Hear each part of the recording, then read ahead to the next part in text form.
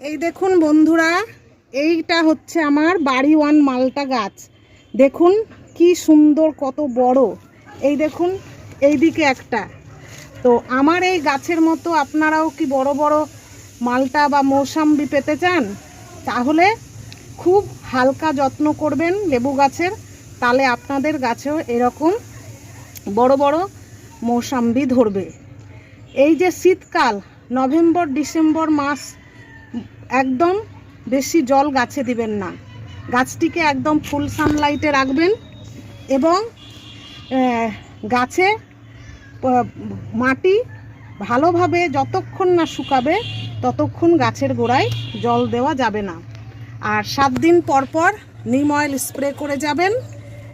দেখবেন জানুয়ারি মাসের শেষে প্রচুর পরিমাণে আপনার গাছে ফুল এসছে এবং ফেব্রুয়ারি মাসে ফুল